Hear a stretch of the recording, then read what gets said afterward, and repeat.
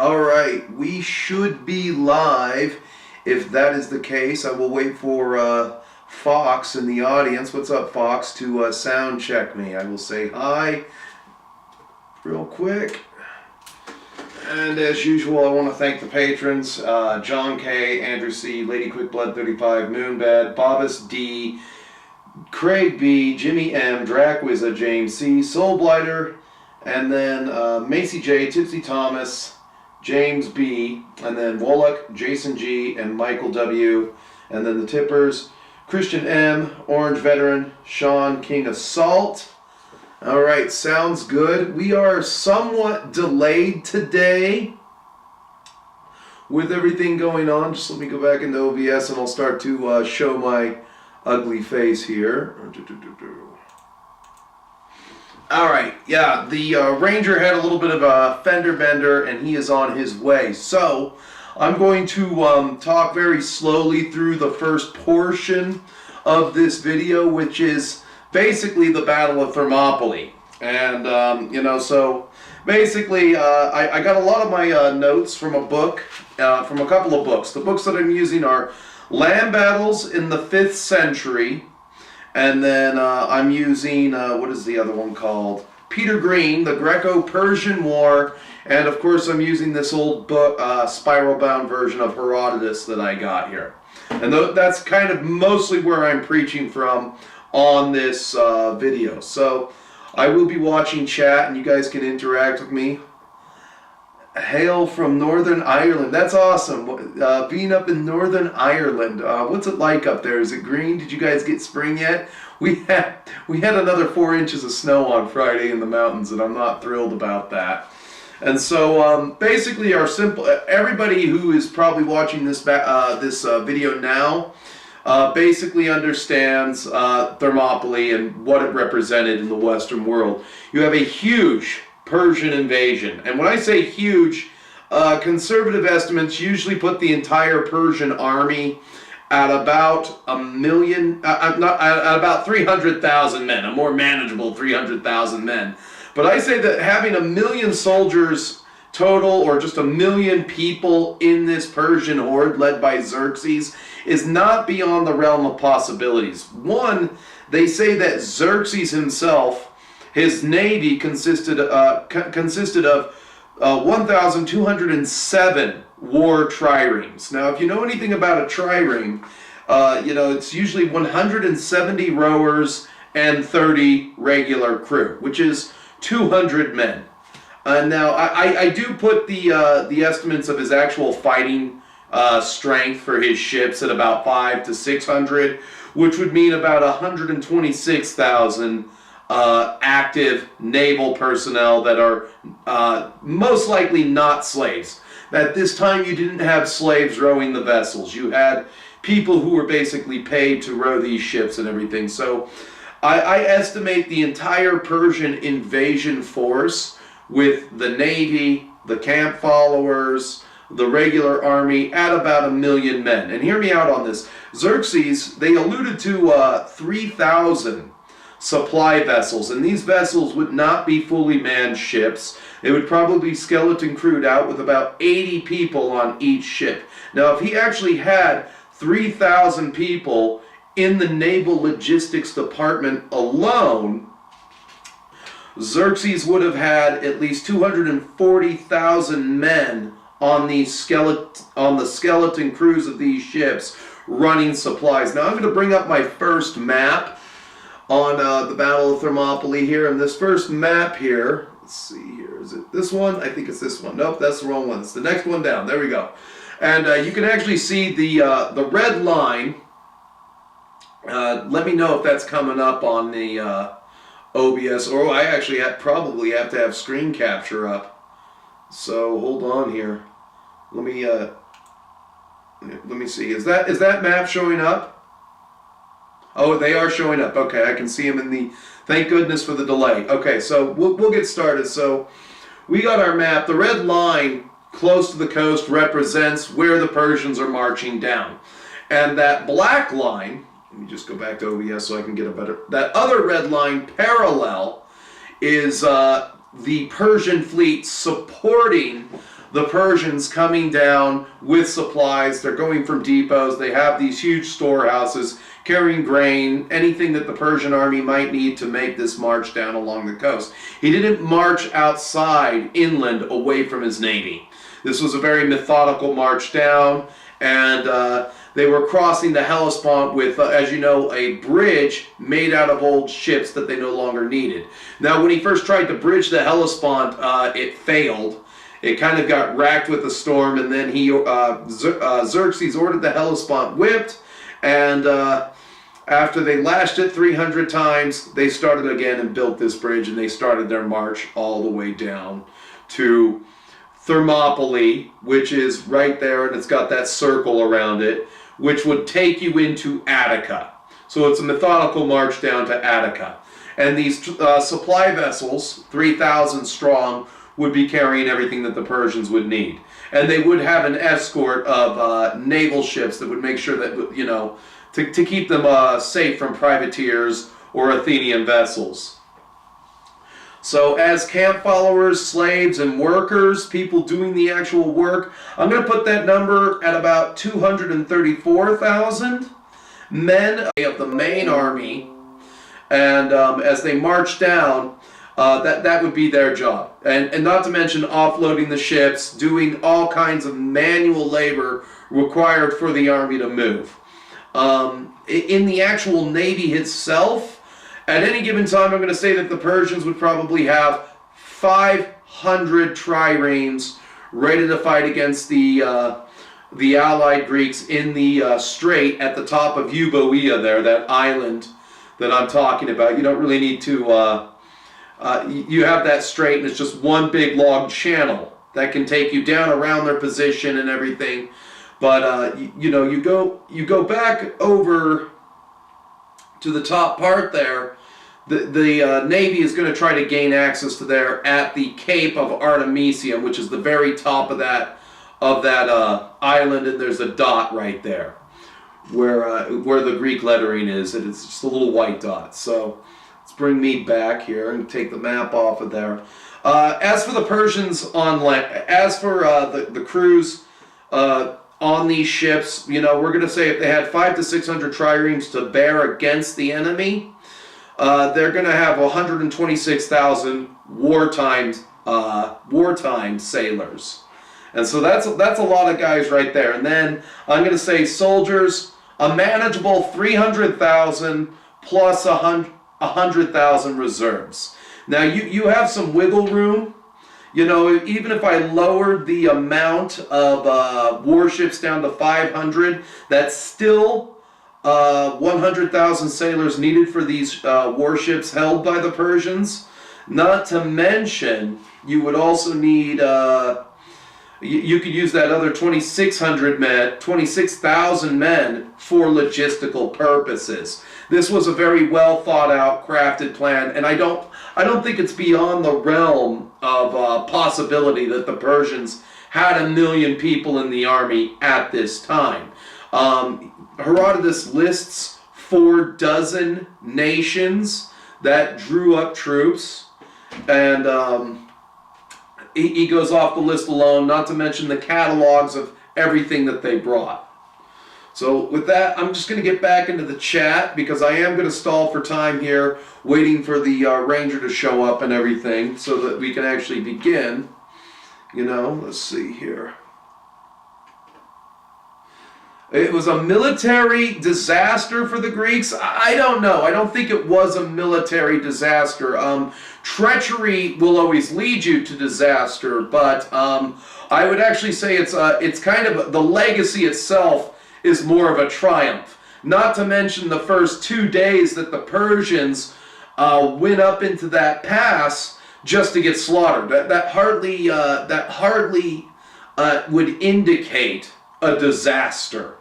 Not to mention the versus the amount of casualties inflicted versus the amount of casualties taken. You know, I mean, you're out roughly around 1,100 men when all is said and done on the Greek side, and however many thousands were slain on the Persian side in those 2 days, not to mention the last day.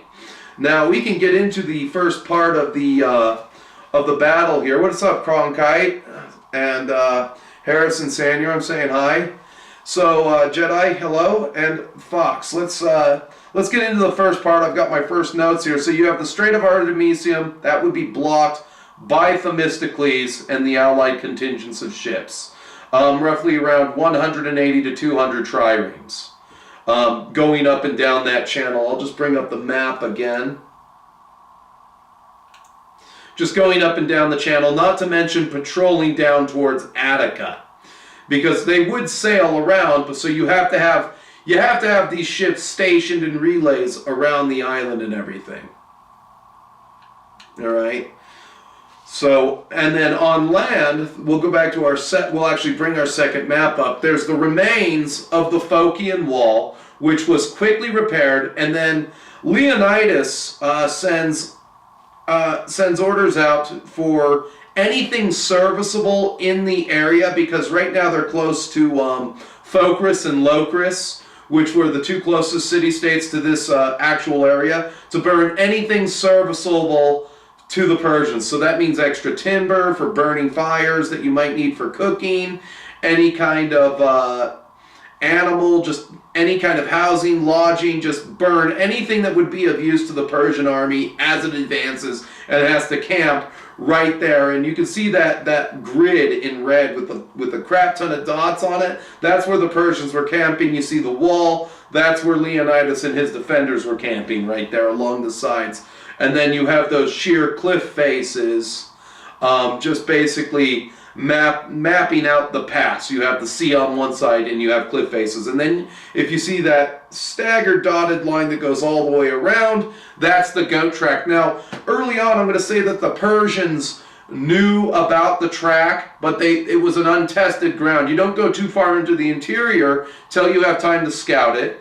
Not to mention the dreaded Skiratoi, the Persian skirmishers the Spartan skirmishers were actually patrolling the hills, killing Persians in the night on patrol and everything. So you also have to worry about that, because you don't know the land, and if you get too far out from the main body, you can get cut off, and it could lead to a military disaster.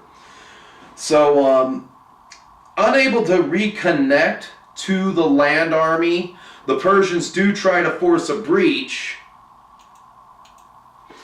up at the top near Artemisium. Now this would happen in the AM hours, and as Leonidas spreads his defenses out, he sends 1,000 men to guard that pass. All right, they go out there and they defend that position around the goat track, and everybody gets in behind the Phocian wall. But in the AM hours, these 200 supply ships, after the entire Persian fleet was hit by a storm, and we don't know the losses to that storm. You know, we just know that they were hit with a disastrous storm on their way in, and they need to reconnect with the land forces to bring in vital supplies as they camp, because the Greeks do not have to win this battle. Every day they buy is another day that the Persians are burning supplies. And if they actually do, let's say it's a conservative 100,000 men in the field, we can lower that number, but I'm going to keep it at about 400. Even at a conservative, manageable 100,000 men in that pass that the Persians brought, they could still burn through supplies relatively quickly. And so all they have to do is hold them. And if they run out of supplies, well, you lose, because an army fights on its stomach. And so we get into these are the days leading up to it, of August 13th to August 18th. Xerxes tries to get these supply vessels through at the top. They go into Euboea, and they're going to reconnect with the army. And then they run into the Greek fleet, which is stationed again in relays throughout that entire channel between the mainland and Euboea. So they run into the Greek fleet, and they basically are forced into battle again. And that happens in the AM hours just on August 18th, the day of the first day of fighting. So with that said, we're going to go into we're not going to get into the sea battle just yet. We're going to go into the first part of the land battle day one. The Medes under Tenagres are open up within range with a hailstorm of arrows on the Spartans themselves, who had taken the position up front. So they're in front right now, and they, from what I gather, that the Spartans had enough men, the Greeks had enough men to block the entirety of the pass with the wall. So we'll just go back to the map for a second here. So you have the forward position, and then you have the reserves behind here, and you're able to rotate men in conjunction out with this wall. Hailstorm of arrows goes up, and then the Spartans shrug off that first volley. With the first volley shrugged off,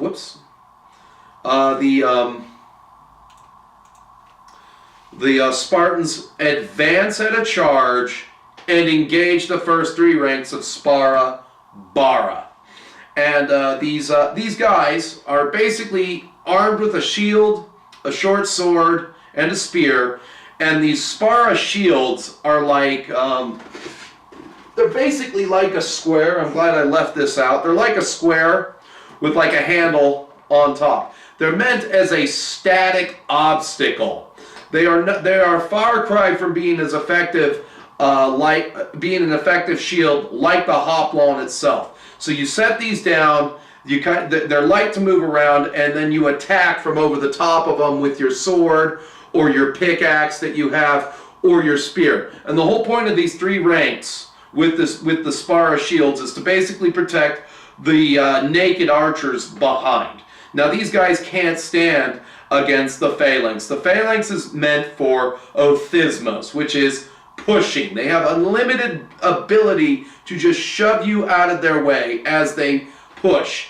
As you can see, like the shields here, these guys are able to, because of the convex shape of the shield, they're able to lean into their shield with one arm and push. And because they can overlap their shields on one another, nobody's really unprotected as they move forward into the killing zones. All right. Now these wicker shields are just meant as kind of a static obstacle. They can be moved around, and you can use them as a shield. They're just not meant for the same kind of combat that the Persians are normally accustomed to. These shields are okay if you're going to ward off a bunch of naked savages as you shower them with arrows, but they're not meant to be pushed into. So they try to hold these guys back, but they can't hold them back. And you have to understand that the basic Persian himself, the infantryman himself, is basically in pajamas. And these guys start to get slaughtered. And it's pretty staggering how many men they lose in the first part of this fighting. All right, so once the Spartans close that distance into the killing zone, that forward unit of Spara is said to have been decimated and lose 800 men in that first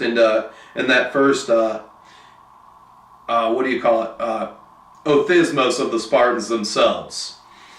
And then without warning, the Spartans run away. They just run away after they had beaten their way for the first three ranks, killed all these men, and started killing archers. They just run away. More Spara Bara guys are brought up. The archers recoup themselves, and they give chase. And without any warning, the Spartans are able to turn around and just charge again, which to me demonstrates some high level of discipline of just how well these guys are drilled and how well these guys can move. It's not like it's depicted in the movies where they're like leaving the safety of the formation, throwing spears at individual dudes, drawing their swords, and fighting heroically, like in the movie 300. Now I'm just going to get the chat for a second here and catch up on that. 400,000 is pretty reasonable. In the land army, yes. If you have 300,000 full-time and then as people get hurt, you have that reserve of 100,000. I'm right there with you. Spicy Miles, my name is Joe and I'm your biggest fan, man. Well, thank you. The game system will be used for. We will probably be using the WAB system, and the Ranger has just come in, so we will hold for just a second until he gets down here because I am one thirsty MFer. Drink too much beer, not enough water. Watch out for the cables on this end. Alright. King has arrived. The king has arrived. Alright, so I had just gone through a couple of these cards. Okay. Alright, and we can talk about numbers really quickly. I put the Persian forces in total at 1 million, and this is kind of how I broke it up. See, this is how you know somebody is a true student of a book. They got the book. He got the book spiral bound. That's how much he's read it. The binding was probably splitting on it, wasn't it? You had to get a rebound? No, I got it rebound because I'm retarded, but you know. Well, I was trying to make you sound cool, but you know, just you know, it's easier. Just make your life easier. If you're going to read a book a lot, it's easier. Do you really think they brought 1 million men? I think 1 million men supported everything. In total. There was not 1 million men on Greece. They couldn't feed. There's no way they could supply 1 million. No, I'm talking across the branches. So the way I broke it up is that you have they did have 3,000 supply vessels. We don't know how many were wrecked in the But so you know the counter argument from modern historians are they think that 1 million men represents what the entire Persian Empire could muster if they mustered 100%, which they never did. So across all their satrapies, but the force they probably brought to Greece in 480 was probably a little bit more elite. You know, they got to cherry pick what they got to bring, right? Maybe. So the way I divided this up, I did 240,000 men. You can see my shirt. What is that? Make Greece great again. Oh yeah. Okay. So 240,000 men on these lightly crewed vessels, which carried the supplies. About 80 sailors per supply ship. Camp followers, workers doing all kinds of manual labor for the army. Of course, 234,000. And then just so you got 500,000 men working logistics, and then now they say that he had 1,207 warships. I'm cutting that number down because crap. I'm cutting that number down to about 500 or 600 because the numbers on a trireme are about 200 men, 30 crew, 170 rowers. Not only that, navies in ancient times, I mean even today, they were expensive. That's why they built them and disbanded them pretty fast because. Well, a lot of these triremes again would sit in dry dock. The Persians had the ability to do that because they had money. Like when you get later into like the Roman period or the later Hellenistic period, they would buy these navies, and like when they needed to stand up large navies, and then the ships would go away. They'd take the wood they would literally repurpose the ships. You know, and like, they had their mega ships they kept around, you know, essentially as like, look at how big my penis is, but like, you know, like the triremes, the meat and bones of the fleets, they would have to disband. So so you know, I don't think it's beyond the realm of possibility if Persian mustered this many men, because even with 500, let's say he just had 500 triremes. All right, 200 to support the 3,000, however many supply vessels he had carrying the land, and then let's say he's got 200 warships with those escorting those supply ships. Yeah, that's still 100,000 non-slave Phoenician rowers. Yeah. The Navy made up a vast. I mean. So mostly in the Navy, and I'm counting on and then on land 100,000 reserves, 300,000 full time. Yeah, he probably. I mean, he probably had at least 100,000 like fighters, like land fighters, in addition to whatever the Navy had, and then you have the slave and camp followers on top of that, right? Which is probably another 50 to 80,000 people on top. What's up, Wraith?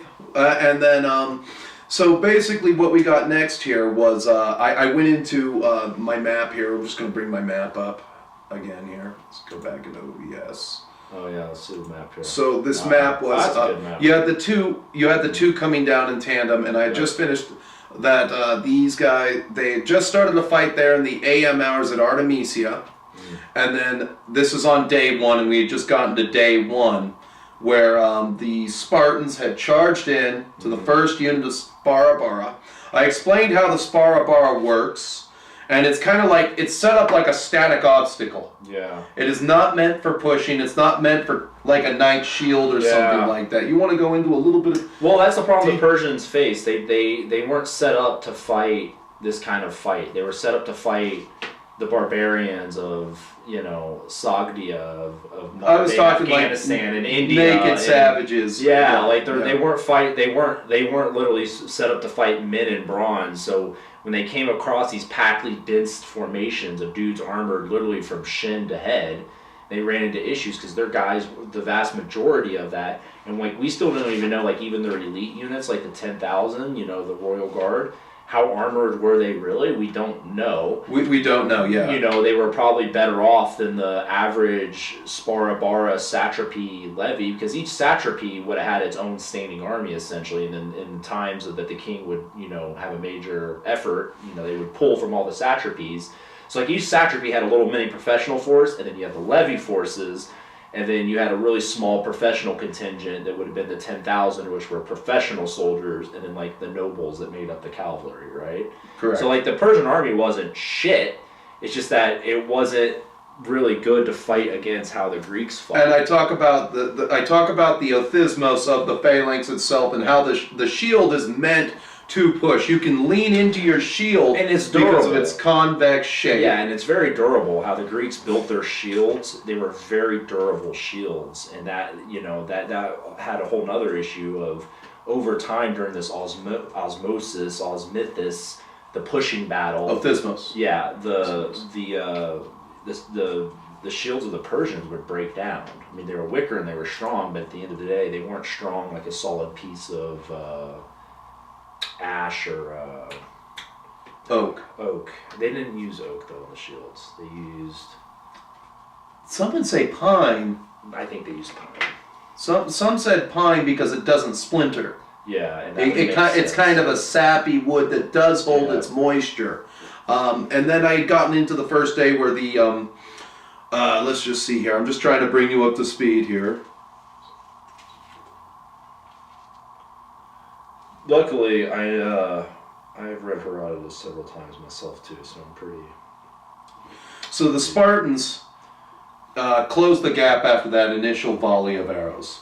They enter into the first three ranks of these Sparabara men, and then suddenly they just retreat for no reason after killing a whole bunch of them. Poplar or willow. That's what I thought. Yeah, probably poplar or willow. Yeah. Okay. All right. And then with, so I just want to talk about that one instance where all of a sudden, after we've broken the first 800 guys of the Persian ranks, the Spartans run away and the Persians give chase. Well, now did you talk about the makeup of the Greek army? Because the majority of it wasn't actually Spartans. I know, but in this first initial clash, the Spartans were out. The Spartans were definitely in the vanguard the whole time, because they had to be to keep up the morale of the other Greeks, right? So they were in the center, right in the thick of it the entire time, but they made up the smallest contingent of the Greeks. They did make up the smallest contingent. You had Thespians, you had the treacherous bastards who Thebans. You had the Thebans. I put the Greeks themselves close to about 8,000 men. Yeah. That's probably accurate, because an 8,000 man force can hold that. Now they send some home, and obviously you had the people in the pass. I think the people in the pass were the Thespians. He makes the Thespians were okay. So I don't have the book down here, so I don't have the catalog of countries that sent their men. They had X amount of men from Arcadia, X amount of men from Corinth, X amount of 700 from Thespian, which I know because they stayed in the rear guard. And then they had 400 Thebans, the 300 Spartans, 600 Perioikoi, 900 Helots. The Thebans were in an interesting spot because they changed sides right after the battle. Right. And then come at Plataea, they were fighting against the Athenians and the Spartans, which had to be awkward for them, I'd imagine. And so I want to talk about that one instance where after you get in there, the Greeks pushed into the ranks, got into the actual archers, started killing the archers, and then for no reason they just turn and run right in front of the second unit of regiment of Persian troops. Well, and that's the whole other issue too. Is due to the nature of the the Greeks, archery fire was largely ineffective against them. The shields are so big, and they have so much bronze armor. These arrows weren't doing a whole lot of damage, and the Persians traditionally rely on a lot of firepower, ancient firepower in the form of slingers and arrows. But they were the wrong army. The Persians could only succeed against the Greeks if they got to employ cavalry. Thermopylae, there was no cavalry involved. No, they chose their ground well. In Men of Bronze they talk about the hoplites being clumsy. Yeah. And hard and very difficult to move in the army or whatever. I don't think it's that. No. I don't think that is the case. I think that the hoplites themselves could be very mobile, which the Spartans demonstrated here, because when they suddenly turn around. But you got to remember, the Spartans were drilled, and you hear this from Xenophon. You hear this from later Greek and Latin authors. The Spartans actually had commands that allowed them to pivot in place. And this is what made the Spartans so dangerous. They could reform, they could do 180s, they could do all these complex maneuvers based off of a dude playing their little three-pronged flute. The other Greeks couldn't do that because, with the exception of like the Athenians and the Corinthians, a lot of the Greek armies, number one, wouldn't have combat experience, and two, were completely levy in nature. Now, the Athenians are kind of an outlier because they constantly had to call their people to arms for all their empire wars, right? And so, like, they're kind of the outlier, so they really could compete with the Spartans most of the time, not all the time. But yeah, I don't know how much the Thebans at this point and the Thespians could really do those kinds of maneuvers, but they didn't have to on this fight. I think in large open battles, the reason why in the 6th and 5th century the Spartans were so dominant is because they had a core Spartiate army that was so much better than the average Greek city-state. They could crush over anybody. They just pushed everybody over. So the other thing that this maneuver did was it staggered the ranks of the Persians, making it harder for the archers behind again to range in. Yep. And so that's how the first part of the morning on August 18th started out. And you got to remember, the 300 Spartans that Leonidas chose, they were picked. They were picked. These were the cream of the crop of the Spartan army, like literally the 1%. The absolute best that they had to offer? These were the 300, these 300 Spartans at Thermopylae were the 300 best warriors in Greece, period. Like, there was no one better than those dudes. I mean, each one of these guys was handpicked by Leonidas to accompany him. In the 300, people draw on that number, but the 300, the concept of the 300, and this goes back to the Theban Sacred brand, they operated in 300s, but Greek city-states typically had a picked guard, whether they were monarchical or, democratic, of 300 men. Almost all these city-states, and it's becoming more widespread that this the standing core of 300 men, it actually goes. It's not just unique to the Spartans. It's not unique to the Sacred Band. That it probably had its. Well, you had to have it wasn't just about being the buffest man. You had to have a full-time army at some point, because they talk about in the rear of every phalanx there's 2 file closers. Yeah. And that's what they think the 300 in all these city-state armies did. They operated as either the front rank, or B, some sort of strong center or strong right that could form like the tip of the spear of the army, right? And I believe it. So basically the first 2 waves of Persians are ineffective. And what's up, John? Just completely ineffective, and then the Persians break off, they lick their wounds, and they send in the sockeye who have a different kind of bow, supported by more sparabar. Now these guys can actually fire at a rate of 5 arrows per minute. They have the composite bows. The composite bows, and these guys come up from about 250 feet away, and they're actually able. They're actually able to shower 40,000 arrows in 2 to 3 minutes on the hoplites themselves. And again, this was shrugged off, and by now, the second wave, the Perioikoi are probably rotated in, and other Greeks are rotated in. Now, how long do you think these guys can actually do it? Actually fight? Well, the problem is the Greeks don't have the troops to rotate, right? So they're gonna, number one, they're going to feel losses more than the Persians. So one loss of a Spartan is like losing 100 Persians essentially, and that's going to degrade their performance. And then two, they're going to get tired. Now, the Greeks in general, we get our word gym from gymnasium, which is a Greek word, and the Greeks, especially the hoplite class of people, they were the middle class. They were the slightly gentrified landowners, and they had time to actually work out, and it was a big thing. You ever read Plato, he talks about it. And the duty of every Greek man is to go to the gym so he can be fit for war. I mean, it's literally in the Republic. So these guys would have been probably way more fit and conditioned than the Persians, but even then, after multiple days of combat, they're going to be worn down, and then their equipment's going to start to degrade. And you read that from Herodotus at the end. I think he has a passage about the broken spears, how there were like almost no spears left between the last and when they did their last stand. Right. So basically, these guys. Do you think they were smart enough, like the Romans, that they rotated soldiers in every 7 minutes? I maybe longer, but they were rotating guys. I don't know how long, but they had to have been rotating guys.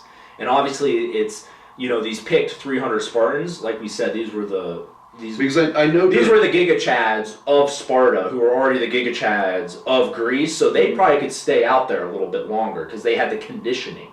Because anybody who's ever been to war, and I'm not talking about all these dweebs you see on YouTube that flash $20,000, $50,000, $80,000, $100,000 of kit around. Anybody who's actually been in war are going to tell you the number one thing that will increase your survivability and lethality is fitness.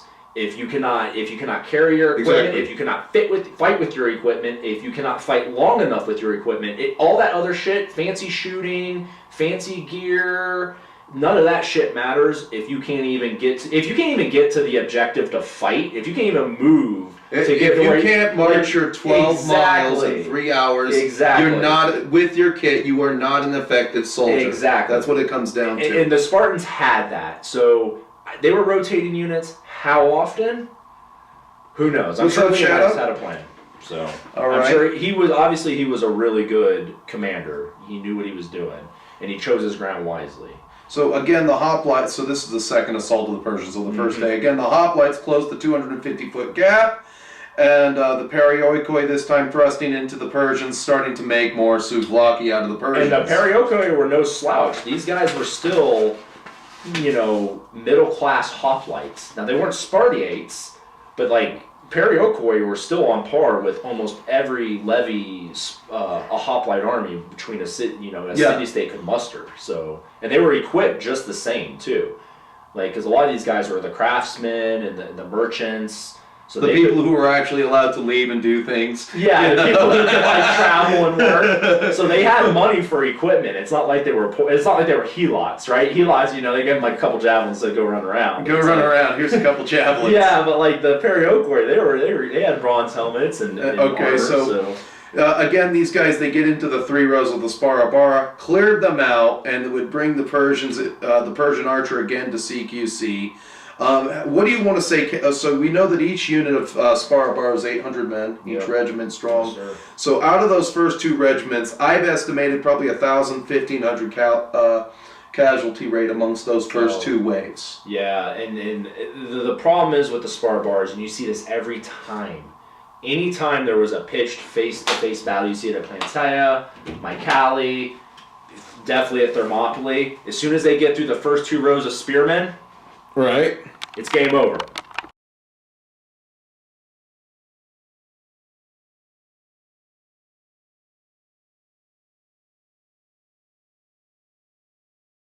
Is your battery dying?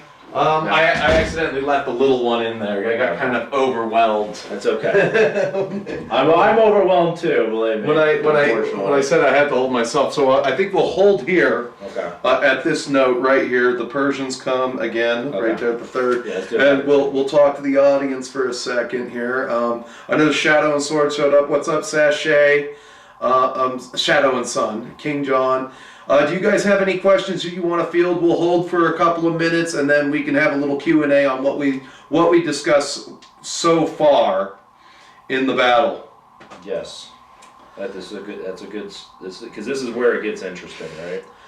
Yeah, because they even they even bring out the immortals on the first day after the first two waves failed. The composite bow guys failed, and you know the immortals were kind of like jack of all trades, master of none. They fought in every manner. They could fight with bows, they could fight with javelins, they could fight with spears in close quarters. But unfortunately, that also doesn't lend themselves to Spartans and other hoplites that just dedicate in close quarters combat and rely on equipment. You know, the whole reason why I think the Greeks were able to come up with the hoplite way of fighting is because it didn't require a lot of training, right? You could do a couple levies a year to make sure people were equipped and making sure they could, like, you know, form up and walk in step. But then other than that, it didn't require a lot of maintenance in the training department. You didn't have to keep training to maintain that ability because you're relying on the heavy equipment to carry the day. Well, I'm going to disagree with you just a little bit there. Now, the problem is when they start fighting each other, right? Right. You know, but against the Persians, that's a... Because up until, if you go back into the ancient times of Greece, their ancient times, they only had that form of Homeric warfare. They had heroic warfare where there was a guy who trained his whole life for battle. And then they decided at one point, they're like, why don't we just make a citizen army? Yeah. And then we can put that many more guys that are kind of like Ajax of Salamis or Achilles in the field rather than one or two of them riding around on the chariots. Yeah, and stuff like that. Where the Persians, they could have done something similar like that, but if you're going to give people military power, you have to give them X amount of rights that go with that military power. Right. And that's the problem. And the Greeks struggled with that too, right? Like there's constant, you see constant struggles between the middle class, the hoplite class, and then the Hippias class. The Hippodamones, yeah. You know, you see the struggle there, especially in like Athens and like Syracuse. There's a constant struggle between the middle class hoplites and the upper class. And then that's why them you had the Pentacause Medemonoi, and they were the 500 measure men. Yeah, and you see that the Spartans largely avoided that, but then they were always so scared of their damn helots that they never left far. They never had to worry about the periopoi, but they were so scared of the helots it didn't matter. It didn't matter, yeah. So, what's up, Ultimate Warrior? And so let's see here. The Persians come again for the third assault. Tanagres and Anticipes, who fought in the first command, would give word to the immortals about the way that they were fighting up there and what went down, and they tell this to Hydarnes, who then marches up. Now, when the immortals are set in, they are able to.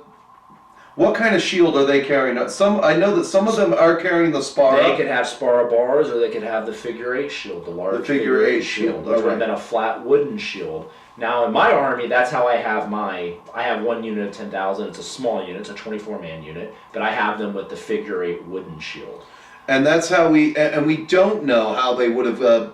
That's one thing that nobody knows is how these immortals would have been equipped to go up there. Nobody knows. It's kind of like a big blank in history. We know they existed. We know they were professional. And just by those two things, we kind of know that they were likely equipped better. But how much? Did they actually have true parity in the equipment department with Greeks?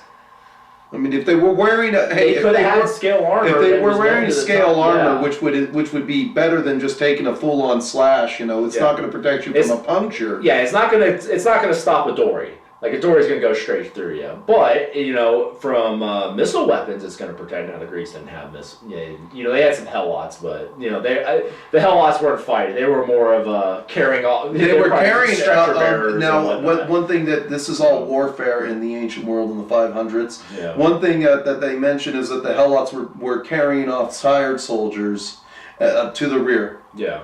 They were getting the tired people out, the ones who collapsed in battle. They were getting them out and forcing food and water down their throats. Yeah, and that's likely what the helots did, because there was no reason to have them up front and trying to skirmish, because they're going to lose the skirmish war. They're so lightly armored and there's so many arrows. So like having them be, you know, battlefield ambulances was probably the right call. Stretcher bearers. Yeah. All right, so basically the immortals are sent in, and now these guys, we don't even know how much more disciplined these guys were, except for were they the regular standing full-time? They were the professional arm of the Persian army. We don't know though. I mean, there's not a lot known about them. You know, imagine marching up there and just seeing masses of your dead comrades. Yeah, they're stepping over the bodies of like hundreds of dudes. Of dudes, and they come on in utter silence. Yeah.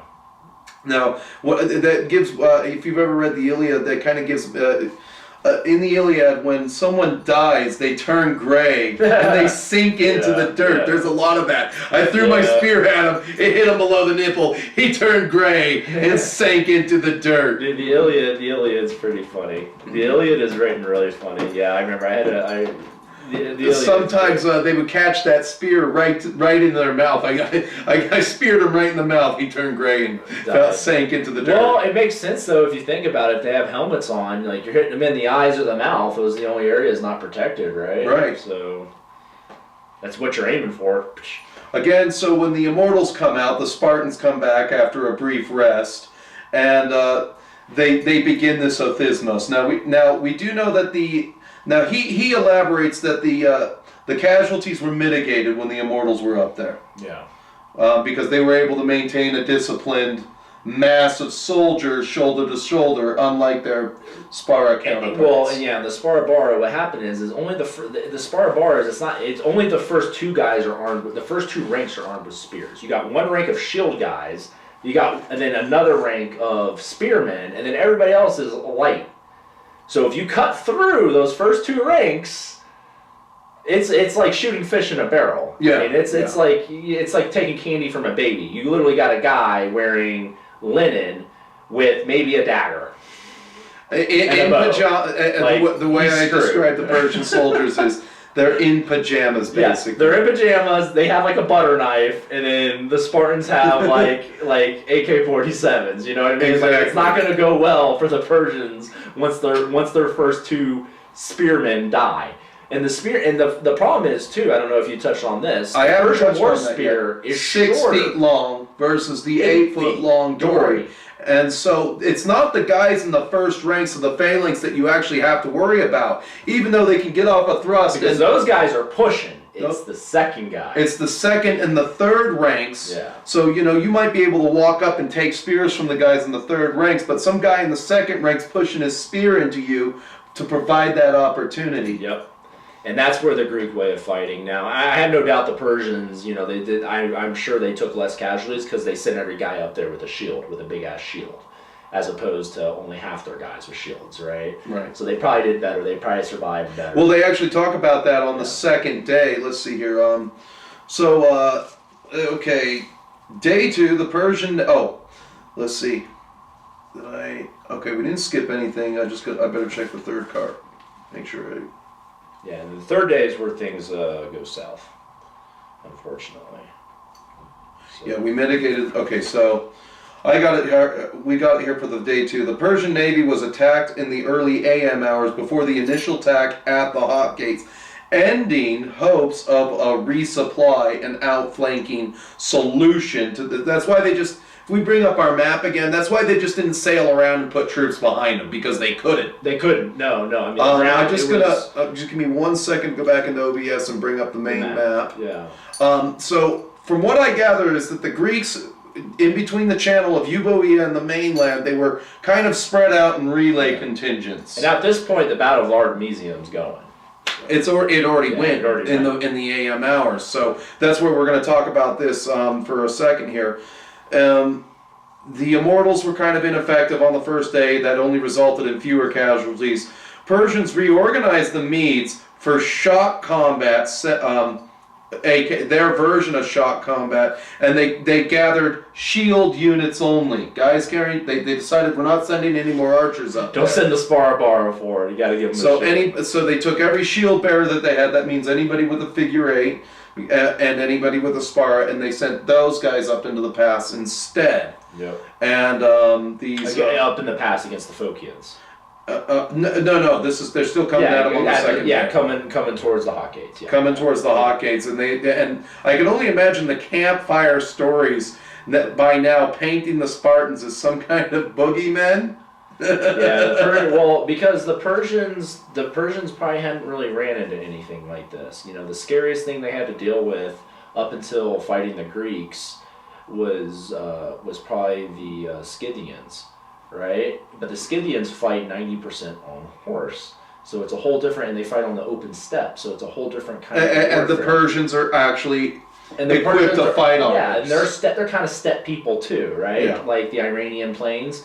So, you know, like this was and like they had experience with Greeks because obviously they owned Ionia. The Ionian Greeks are kind of like the autistic cousins of mainland Greece. Yes, they are. Like, you know what I mean? Like yeah, they're Greek, but they kind of suck. So, you know, there you go. Anytime they do anything, they just suck. The only time they do anything is because Sparta or Athens is leading their asses. That's true. That is true. So the Persians come to grips with these shields not made for pushing again. Yep. And let's see. The shield was designed to act as a wall. One was designed for pushing, and Othismos begins on the second day, and the Persians can't stand. Diodorus states that the Spartans fought with such fire that the Greek army had trouble rotating them out. Yeah. The Spartans, the fighting continues until dark, and the Persians were given nothing but lost everything. I just thought that was a nice little caveat. And we know, you know, like this brings up a good point, like how different the Spartans were from the rest of the Greece, because like they were a warrior culture within a kind of a warrior culture, but they took it like not just 1 degree higher, they took it like 10 degrees higher. They took it to 11. They cranked that shit up. And so, like, you know, in the really crappy movie, the Miller movie. Did you even watch the old one from the 60s? Yeah, I've seen it before. What do you think the historical accuracy is on that armor that they were using in the 60s? I can't remember what they looked like in the movie. I haven't seen it since I was like 15. So it's been, 20 years now. But, I mean, some of those movies from the 60s, I remember the Sand and Sandals movies, they're actually not that bad. I remember watching some of the Roman ones as a kid, like they're not that bad. I mean, it's the 60s, it's limited. Well, it's the fact that with me, they had to use actual people. Yeah. And one of the best movies ever made that's a battle movie is John Wayne's The Alamo.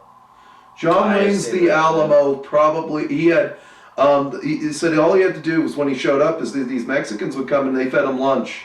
And then they put on a uniform. That was it. That's all they had to do. And they were happy just to get a look at John Wayne. Well, he was a superstar. They used 3,000 extras on that, and they built a life-size replica. It's like, of the Alamo. have you seen Waterloo? No, I have not. What the hell's wrong with you? That's the same thing. That was in the 70s. Was that a Ridley Scott film or no?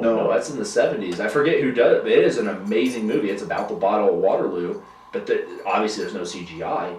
And like they have these massive cavalry squares, the infantry formations, and they do pan out shots, and it's just like thousands and thousands of reenactors, and that's how it needs squares to be done. with like French cuirassiers around them, and you're like, what the hell? Yeah, we don't have that anymore. We don't have that anymore. The thing that came closest as far as movies in the ancient period that I think portrayed at least equipment and clothing good was Alexander. The equipment, none of it was real. They make it look real. Like, none of it's really metal. It's just plastic, and they paint it really good to make it look like metal. Because that's how prop studio, that's how prop studio. I understand that, yeah. I mean, Star Wars does the same shit. So, I think I have no doubt the Spartans were up in the thick of it, most of it, and they were doing a lot of the killing. Like, disproportionately, a lot of the killing. What I couldn't gather was on the second day was how many men do you think the Persians lost more men on the second day or fewer men on the second day?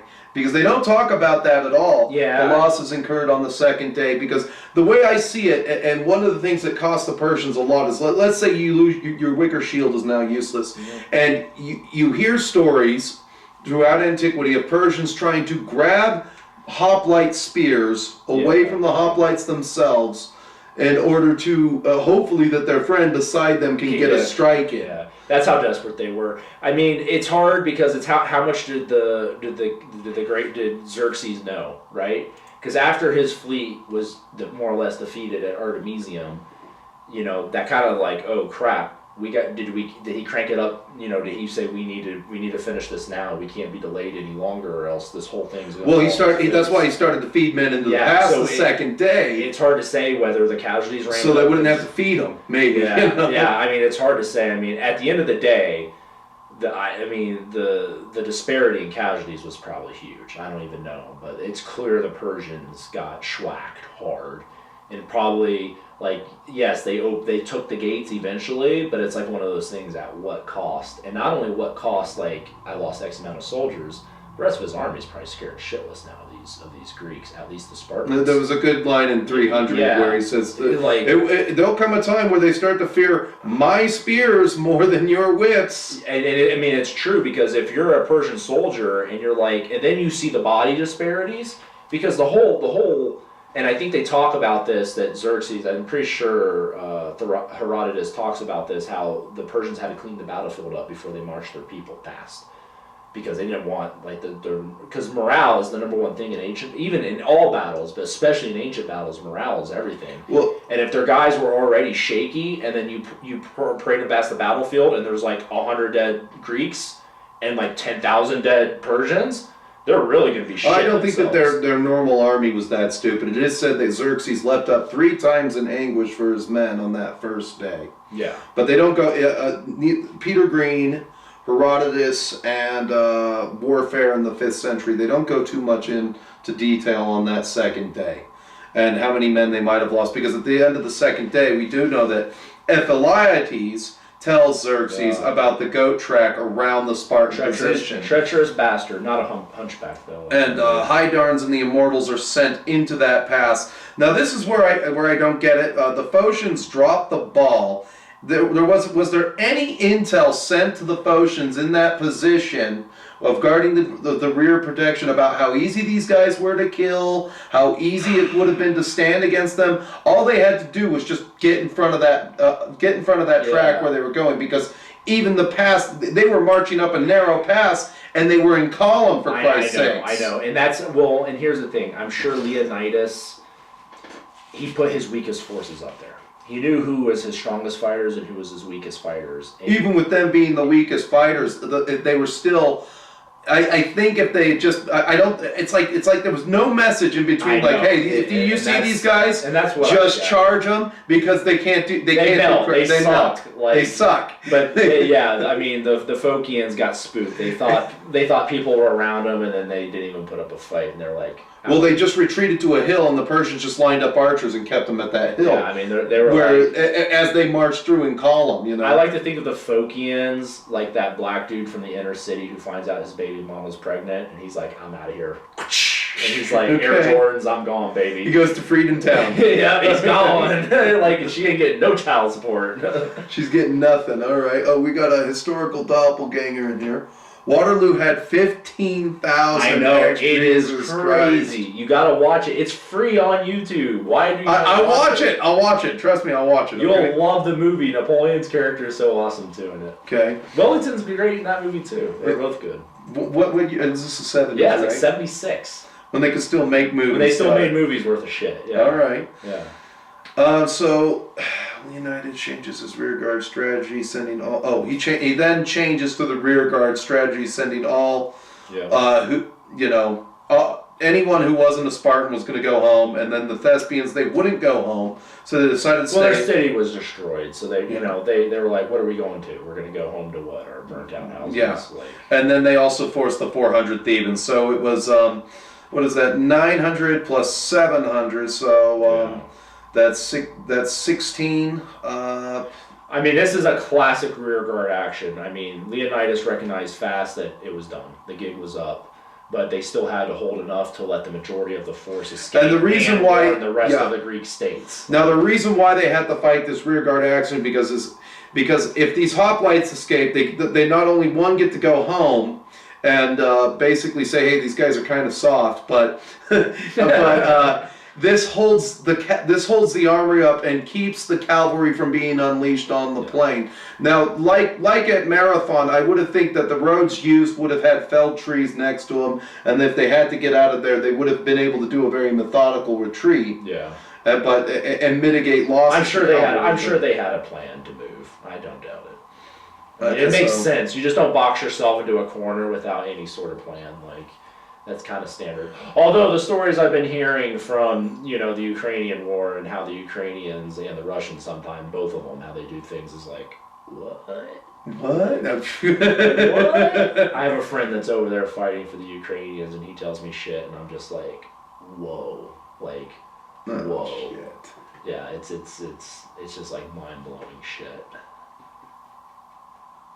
Twin morale battle winners, we are taught Yeah. going. I deployed in 2003. Technology changes. Well, that is true. Technology does change. Yeah. Speaking of technology, I mean, in modern times, technology changes faster. But like, my buddy who's in the Ukraine, he's like the Wagner guys. Every single squad size element has a drone operator. So every 8 to 10 guys has a drone. That's like, wow. That's how good at short range reconnaissance. That's my money at work over there. And it's just crazy. And he's like, but then you turn to the Russian Mobliks, and they're like, those guys can't even. They're willing to eat a grenade before being captured, but they can't hit a broadside of a barn with a rifle, like literally. So technology's crazy. The battlefield is the mid 2000s. That is a whole different apples and oranges between now and then. That's for sure. So you got you heard about the story about that hoplite who painted a fly on his shield. That comes from. And he says, "I'm going to get so close to my enemy that this fly is going to appear giant." That comes from like Plutarch or like Pausanias. It comes from a way later author, but yeah. Which gives you some of the what is this stoicism, or what's a good word? The mindset of these guys, because they all wanted to imitate the Homeric hero. They all wanted to be Achilles. Yeah. In that moment when they don the armor. But especially at this time, because up until this point, the Greeks were really belligerent towards themselves. It really wasn't until Alexander came onto the scene, or Philip, I guess, but even then, Philip he was able to capitalize on dominating all of Greece because of the sacred wars, and Greece was still fighting each other the whole time. Yeah. And he just kind of was like.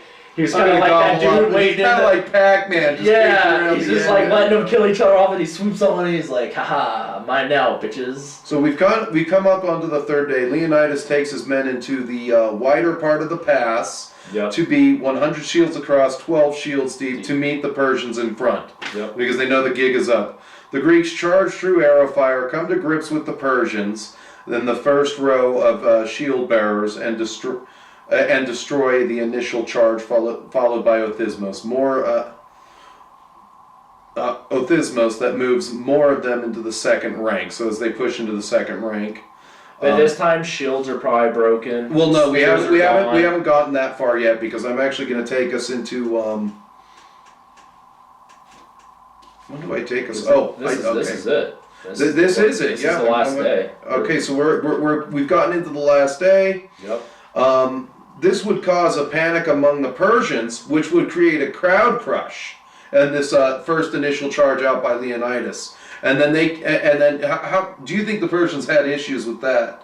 Kind of like at Agincourt. Well, I mean, these guys know they're going to die, and they're fighting like men who know they're going to die. And so, and because of Greek culture, and because they absolutely, like, the Iliad was their Bible, literally, because of that, these guys literally wanted to go out as heroes. Like, they know they're going to die. It's not like today. People back then, number one, men all fought. Number two, yes, that's true. They believed in things, and the things they believed in were not survive at all cost. It was fight for what you believe in, even if it means your demise. And so these guys were going out, and I imagine they fought like men who were going to die, but they wanted a Homeric death, because they knew there was no escaping. These were the guys left behind. They knew they were going to die. And at this point, are we just gonna lay down and cry? Go into a coping ball and cry ourselves? We go to the cry closet. Yeah, go to the cry. Like no. Well, no, you're gonna go down. They're gonna ball out and kill as many dudes as they can. Yeah, and so that's what they did. The Persians know they only have to stand against this onslaught until the immortals show up later. Leonidas is killed actually in this portion of the battle by arrow fire, and then there's a bitter struggle to get his body. Now, what does that represent? The 4 times they beat the Persians back to drag Leonidas's body back into the Great Cranes. Well, and this is a common reoccurring theme. You see this at Leuctra as well. The Spartans had to fight over their king at Leuctra when he's killed by the Agesilaus, that was yeah, but he didn't die at Leuctra. Yeah, wasn't the Spartan king was killed at Leuctra? He was? Yeah, and they had to fight over him. Don't make me go ahead, don't make me Google it. All right, sure. But okay, so the Greeks after a day of clanging and banging with spears in short supply, and some of their equipment lost, they take up a spot on a hill in the narrow part of the pass with the immortals now showing up. Now, what I don't get is how did this shows again the mobility and the discipline of the Greek soldiers to retreat from combat, take up another position, and then wait for another onslaught. Yeah, Cleombrotus. Oh, Cleombrotus.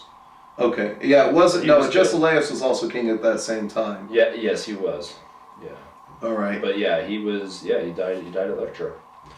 He was killed. And they fought over his body for like a solid hour. They went back to get it back from the Thebans. They got it back, but they had to run with it. They had to run with it, and this was the end of Sparta. Sparta no longer. This is the ascendancy of Thebans was the Battle of Leuctra, right? So. But yeah, I mean, they fought over it, but this time they're all wounded, their shields are broken, their spears are broken. And then even then, he couldn't dislodge them off of the top of the hill. That's the funny part. Yeah, they got onto the small little hill there. They got onto the small little hill, and they send all the mortals up there, and they get beaten back again. At this point, they have rocks. And they're fighting with like broken spears, the ass end of the dories, yeah. Their teeth, and hands if they had them still, And let's see, they finish the fight. Xerxes gives the order to finish the fight with arrows. Yep. And that comes into the last scene of 300, where they're just a nice, beautiful plethora of dead guys. Now, when somebody at the beginning of this, let me scroll through the chat here. Because at this point they don't have their formation, right? They're toast. They're on top of a hill, and you can take them out pretty easily. At that point. Harrison, it says that it was a... Well, no, wait a minute. Who was it that said it was a disaster? A military disaster for the Greeks. I'm going to disagree with that, mostly because there were only about 1,500 dead Greeks at Thermopylae. Yeah. 200 to 300 captured. Imagine being a Spartan that was captured. Not only that, you got to think about it strategically. now it put the Spartans in a position. They lost their king. They lost a king. They're gonna fight now. There's no backing out. Well, that goes into this. I actually have that bookmarked. Like there's the Spartans were very fickle in nature at this point, as we saw at the Battle of Marathon. They're constantly like that friend you got, like me, how I keep saying I'm gonna come over and then I don't. Yeah, that's kind of like how the Spartans are.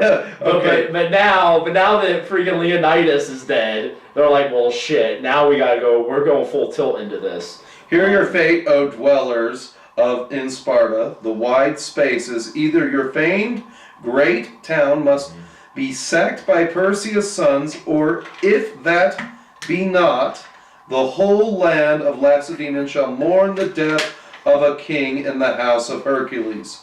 For not strength of lions or of bulls shall hold him. Strength against strength. For that's pretty manly right there. Yeah. For he has the power of Zeus and will not be checked till one of these two has consumed. And that was what the oracle told the Spartans, is that a king has to die. So he stayed there on account of, they have a term for it, for devotio. Well, that's a Latin word, but yeah, that comes later. Imagine being one of the Spartans. Devotio is actually like a religious practice in early Rome, in which a Roman commander sacrifices himself to ensure victory. And that is we get our word devotion from that word. That comes from Latin, from So you Way got long ago, you have that's essentially what happened. 203 hoplites were captured by the Persians. Now imagine if you were a Spartan, you got captured. What do you think the Persian king would do with you? Be like, you are mine. Take him to my zoo. This is my Spartan. I doubt they captured any Spartiates. I mean, I know in the Peloponnesian War, Spartiates got captured all the times by Athenians, but that was by other Greeks. You know what I mean? Yeah. Like, I imagine the guys that were captured were Periokoi or Thebans, because Thebans, during this before the retreat to the hill, the Thebans threw up their arms and gave up for some freaking reason, like a bunch of sissies. And then Eugene Ray, sorry, that's who. He estimates 6,000 Persians killed. I think that's a fair. I really like his writing. I know he's not a trained historian. Well, I used I used him to compile my notes, and making these cards was no small feat. No, by the way, you did it right. I'm sorry. You're sorry. You're finally sorry. I really like Ray's book because I think that's a plausible thing. 1,500 Greeks died and 6,000 Persians died. Because at the end of the day, the battle took place in a very narrow confine. Right. Like it wasn't Plantea. It wasn't over a giant open plain with cavalry running across, and units crossing streams and all this other crap. Like it was in a tight little space that this all happened. Oh. It was a disaster due to what happens. Athens being sacked, that is a disaster, yes. But the most important thing was the Athenian navy staying intact. And let's be honest, they rebuilt it even better anyways. I've been to Athens. Pericles rebuilt that bitch way better. Pericles rebuilt that bitch. Yes, Athens was sacked, Delphi was sacked. Athens gets sacked twice during this war. Phocris and Locris, all those towns along the coast, they jacked them away from because Delphi is just under the where Thermopylae is, and so yes, all of those places, the treasures, all of that was sacked. But yes, that is a disaster. I will agree with you there. So I actually want to talk briefly about the Battle of Sea. I thought I had. So I actually, when I went to Greece, I went to. I still not gotten one decent I went to the picture. Parthenon. I have a bunch. I can send them all. I took a lot of pictures, but I went to the museum for the Parthenon, and they had remnants, burnt remnants of pottery and of the old temples before Pericles rebuilt everything from the Persians. It was pretty cool. It's oh god. Because it changed a lot. It went from pseudo-archaic architecture and ceramic and plaster work to the classical, what we know as classical Greek. So we have the Athens we have today because of Persia sacking twice.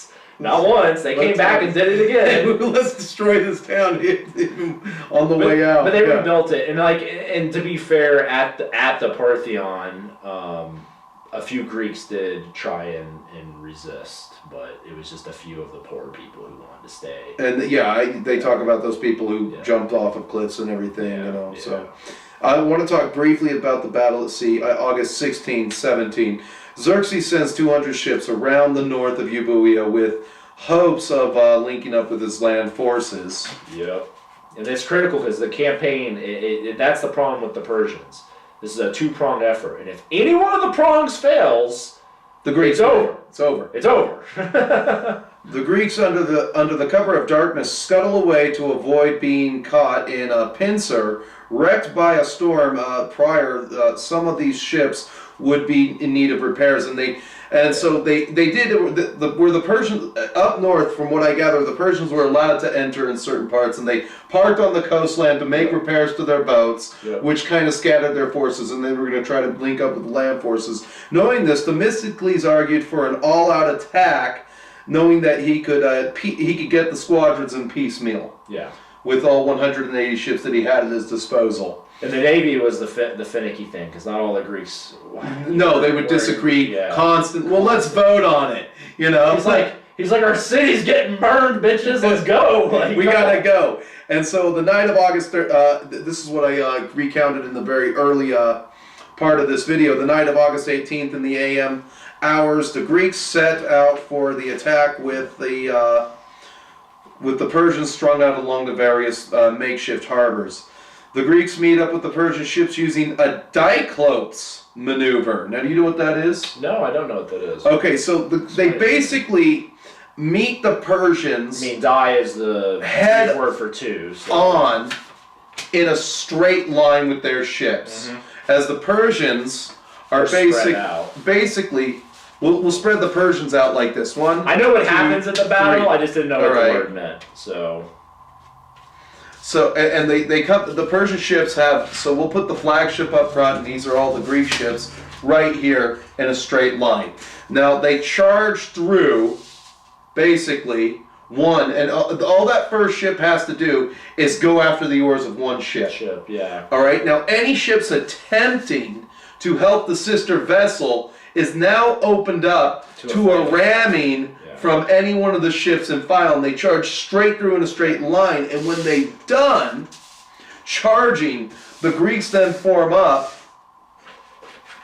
in a wagon wheel, all right, maneuver, which is like, really, like they're able to execute this with rowboats.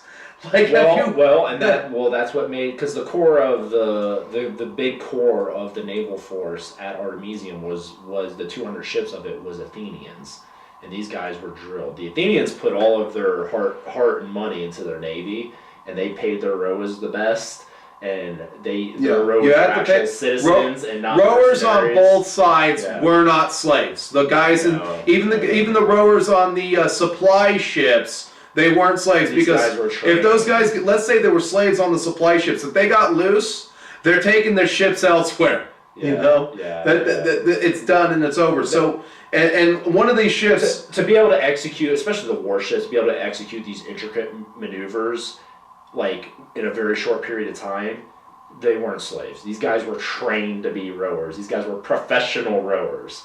Either mercenary or citizens. The Athenians were really the only one that maintained citizen rowers at the state level, but regardless. Now this is you have to use the momentum of the Persian ships to perform this maneuver, and so basically and the Persians are out of their element. They got to rely on their Ionian coast, the Phoenicians, and the Ionian Greeks for these ships, because the Persians are Iranian people.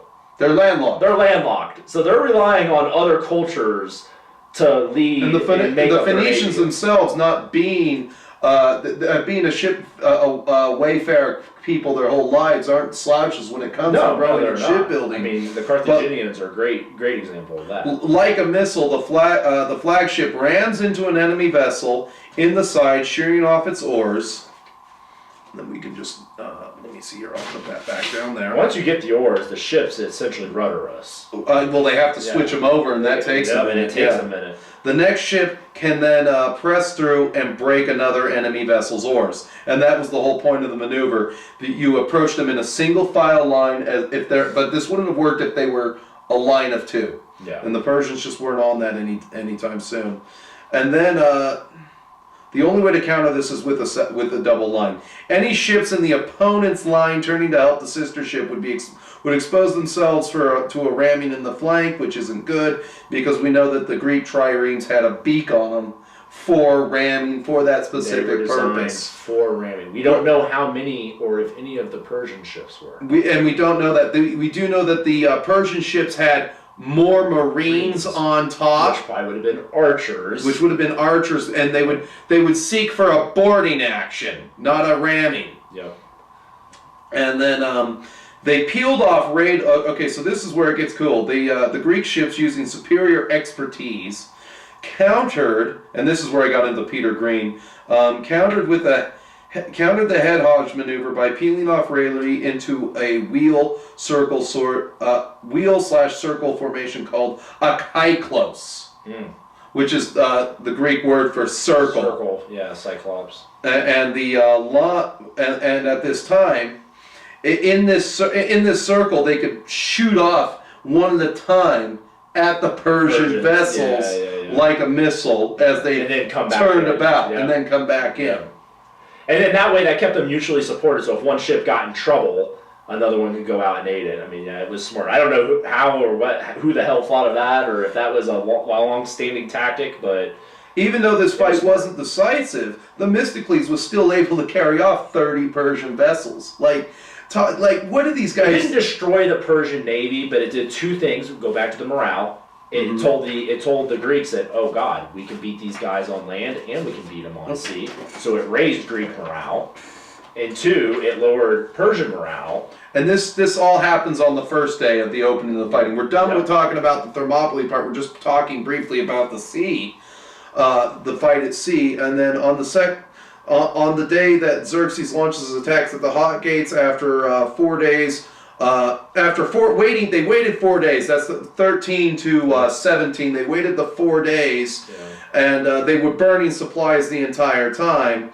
On the night of the 18th, the Persians are sitting there licking their wounds, and they're caught again by another small storm. I'm going to bring up the map, because what they attempted to do afterwards, from entering up north in Euboea, was they attempted to sail around, and then a relief squadron from Attica proper actually came up and caught those ships again. Yeah, the Persians just and had this bad is luck on bad luck on bad luck. But this is like, I want you to just imagine some of the athleticism of these men. This is after those ships from the relief column from Attica going up on the other side of the island sailed 80 miles. And that's why anybody who thinks these guys were slaves is full of shit. These guys were trained rowers. They rowed their asses off. like these dudes, their lats were probably ginormous. They just had big, thick lats from just rowing for all damn day. Yeah, and so they're caught by this other squadron, and let's get that map down. And the other problem was, when they found the Persian vessels, the Greeks had the wind to their backs. Yep. So this gave them the advantage. And the Greeks meet the Persians again at the... Bad luck for the Persians. Storms, the wind advantage, getting caught on moving. It's just constant bad luck for them. At the... I guess it's... Hold on. I need to see the map again. Sorry, guys. Yeah, they got caught at northeast. Okay, so they meet him again at the northeast over here somewhere at the top. Just around the middle of Euboea there. Yeah. And they do they meet the Persians with a half crescent formation. So like I said, ancient people. Well, and they didn't need to have a decisive naval battle yet, because they're at home territory. They can retreat. They can retreat to the beaches. The Persians aren't. They feel lost. Well, they don't know what beaches to go to. They don't know what beaches. They don't know where to forage for. The Greeks don't have to forage. They're on home ground. Yep. The Persians will have to forage if they run out of supplies. And again, the order already went out from Leonidas to burn anything. Burn it all, baby. Burn it all, yeah. Burn all what's not in the towns. And in this other fight, it comes down to boarding action, and somehow the Greeks are still able to get the better of it and then carry off more Persian ships. Okay, so we go into the last little part of this battle. The Athenians bear the brunt of this attack, losing half of their ships in this in these encounters at sea. And somehow the Greeks get the upper hand. And they're able to sail off with the extra ships, and they can repurpose those later. And so that's kind of like the Battle of the Thermopylae, because the fighting actually ends on the 20th. August 19th and 20th is when the fighting actually ends at Thermopylae, when they're done at sea. They're done on they started on the 18th, 19th, and 20th, all at the same time, and they bleep off. Now, how are we gonna? Now, I want to open it up to the audience for sure this time. For sure this time, and then how are we gonna do this in the war game? This one's. So I think what we'll do is we'll have one large brick like these guys. These seem to be your armored guys. These will be your pick 300. Those are going to be the pick 300. As you can see, they've got the lambdas Yeah. on their shields. Oh, okay. Yeah, so like we'll have these guys be your pick dudes, and then we'll have, you know, a few more units of hoplites, and then it's just essentially going to be me throwing waves of... I'm just going to be throwing, you know... Waves of endless dudes. Ground beef at you, so... Well, I want it to be a little bit more than that. I want, you know... Well, so like, we'll have that, we'll do, the, like, I want to recreate. I want to see with, like, with the archer fire, like, we'll prep you with archer fire, we'll see how much I actually dwindle you down. But in our game with Marathon, the archers didn't do shit, just like in these ancient battles. They didn't do shit. So to actually speed up the game, what I was going to propose, one thing I was going to propose for the game itself was just doing X amount of wounds to my units. So you're going to roll it. Maybe what you do is you roll a d6 for each unit that you're going to shoot at, and then on a 1 to 2, I take d3 or something like that. And then on a 4, 5, and 6, I take D3 plus 1, just dead. Because those volleys had to do something, you know. I mean, if you were unlucky enough, like, oh shit, an arrow just went through my foot and now I can't walk, kind of shit, you know. Yeah. So that you don't have to roll all those dice, and we don't lose all of the game time to your shooting phase. We'll figure out some kind of way for you to simulate the Persian archers on that first initial day, to see how many guys that are going to fall out of rank, because that would have happened.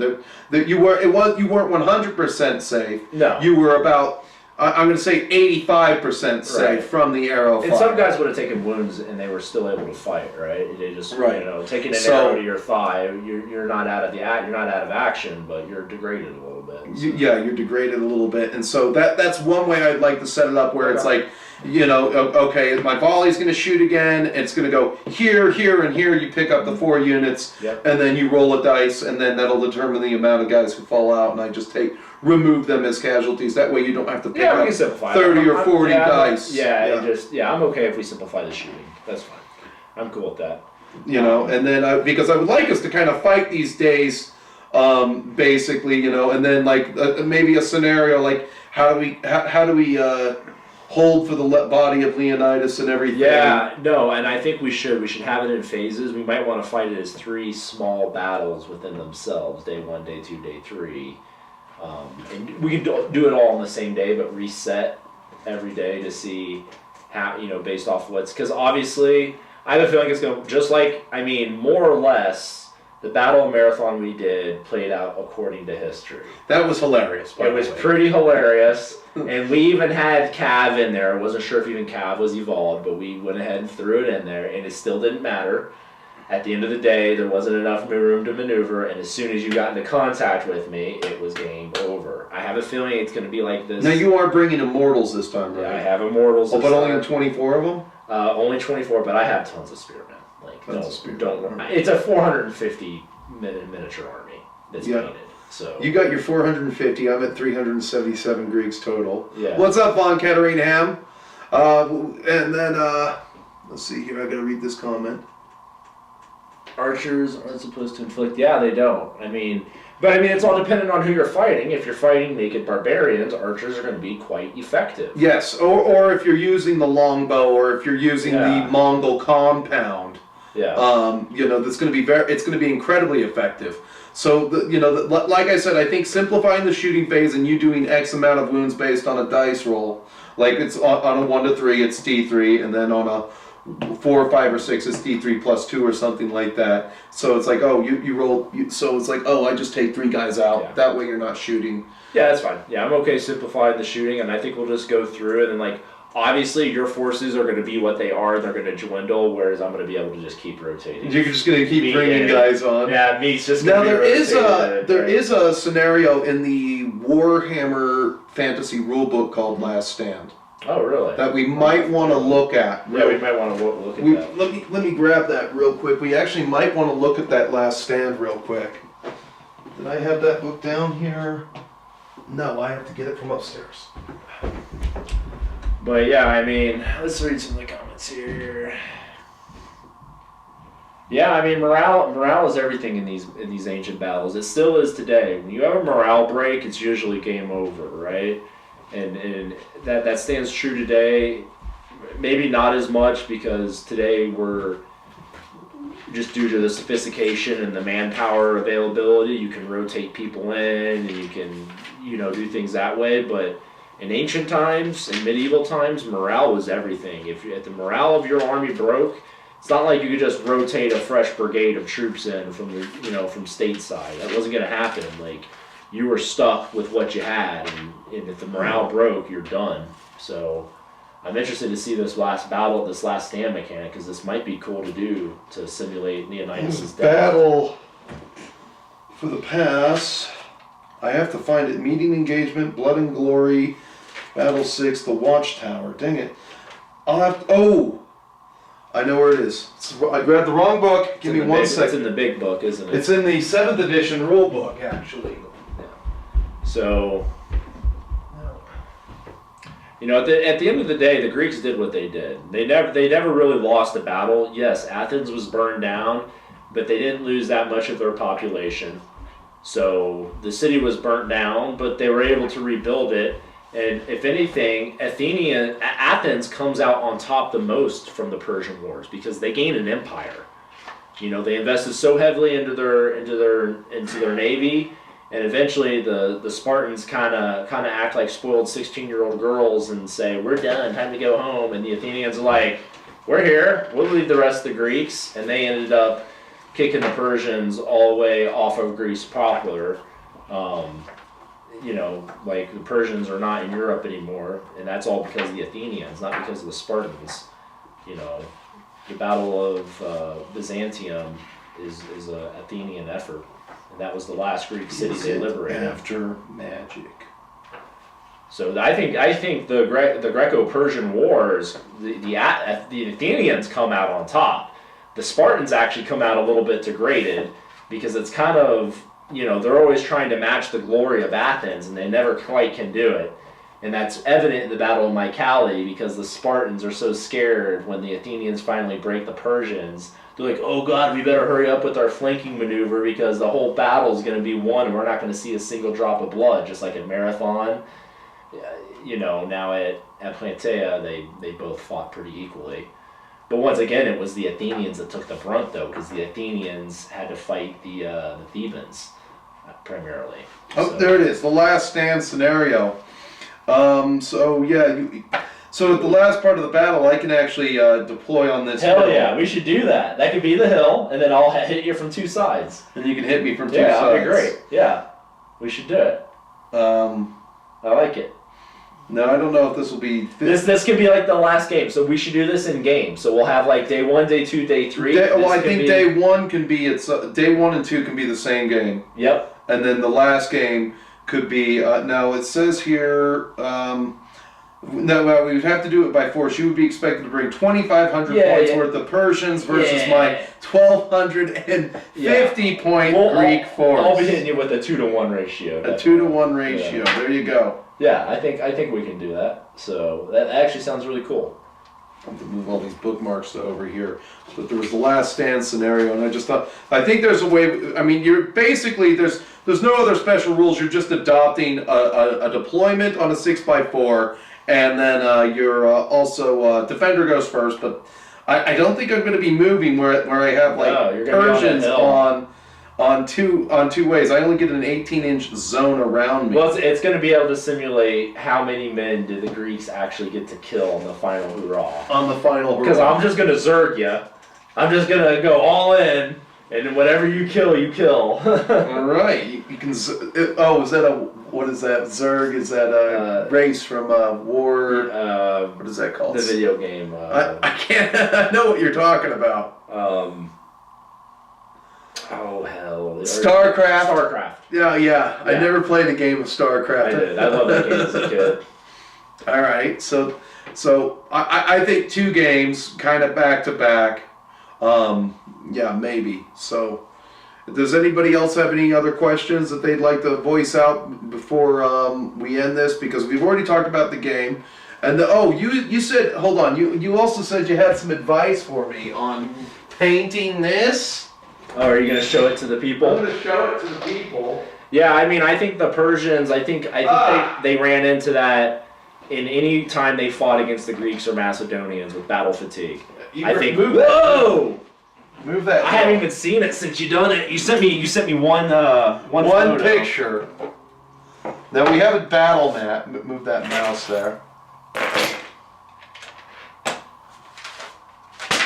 Oh, Let me put that there. Hey, it looks good. I like it. Once we get this thing painted, Yes. I'm gonna bring next time. I should run it. I have we can put some.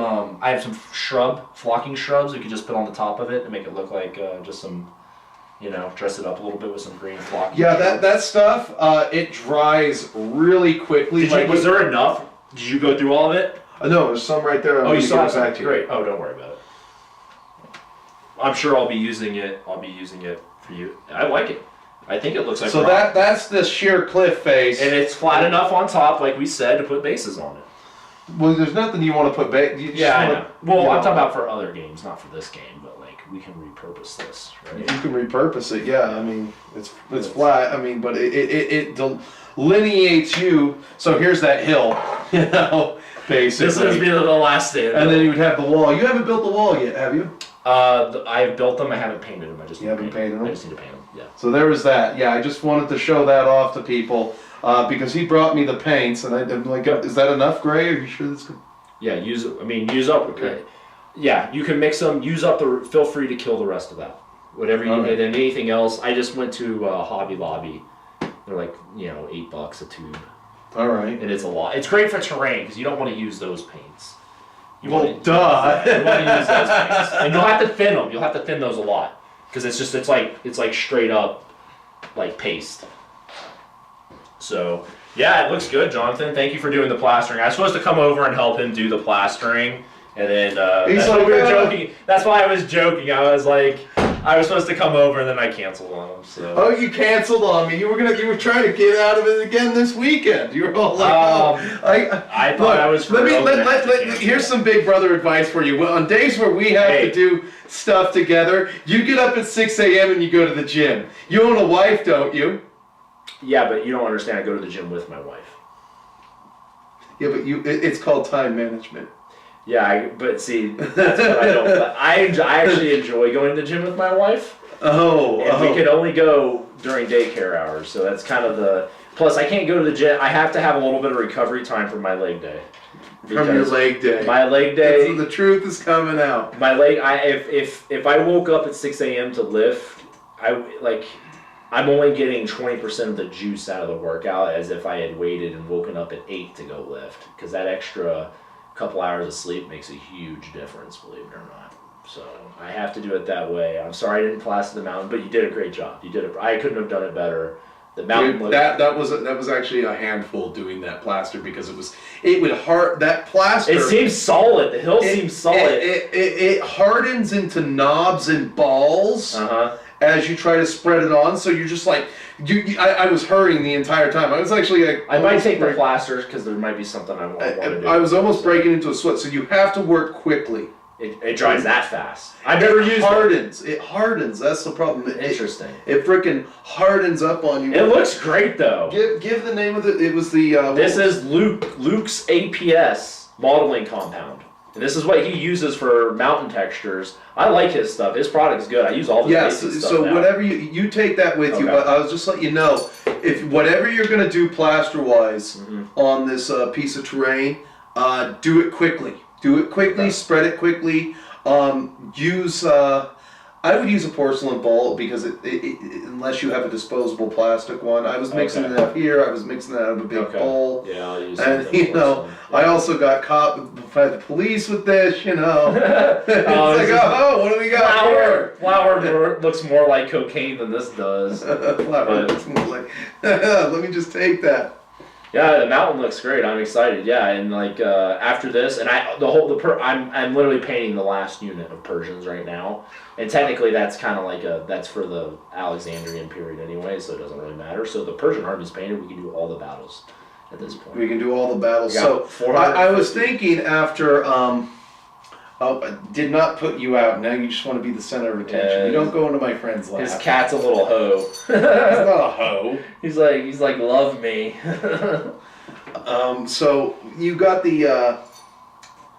So doing it in 2 battles means that you'd have to be here back to back. Yes, when we do this, This will be ironclad because you will have 6 to 8 hours of my time that day. 6 to 8 hours of your time. Absolutely. We would have to. Oh, okay. It'll be all day. We will have to have like a lunch intermission at some point. Oh wow! You're actually gonna go to a restaurant with me? I can show off. I'd be like, I can just point you in the direction of waitresses. I swear you're not like that ugly chick that I only bone sometimes and won't be seen out with in public. I swear it's not like that, but yeah, you know. And what the hell do you want?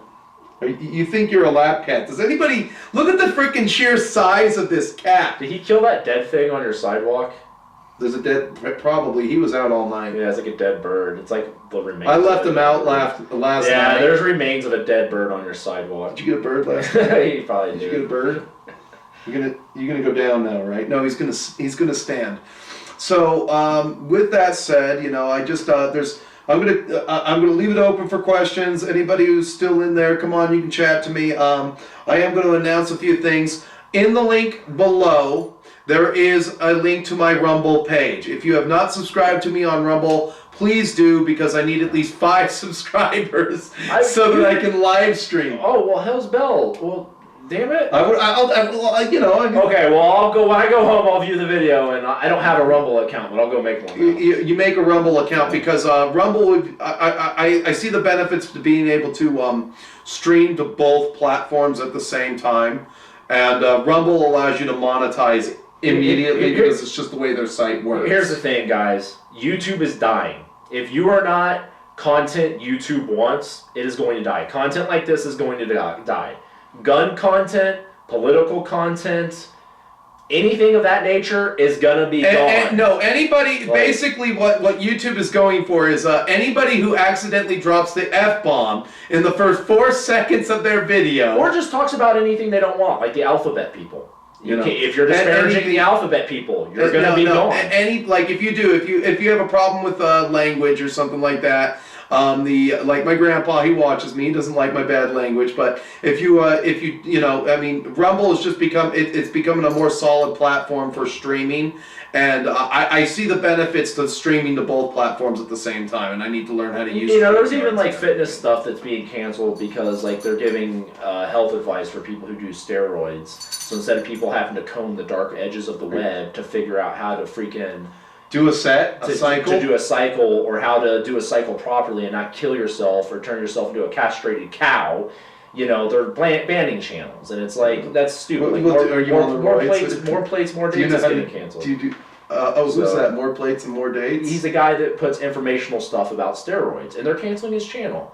And they're doing this across a lot of things. It's not political. It's just a lot of things. It's like I said. If you're not rated G, you gotta branch out. And I think I've slowly been transferring at least 1 to 2 videos a week of the old. All the Holy Diver shows are eventually going to end up there. Get away from me. And that's what you can expect in the back catalog. I've already put a battle report up there for Warhammer Fantasy, but that's just it'll help me out to be on both platforms. I'm not going to get. Who did you find to play that with you?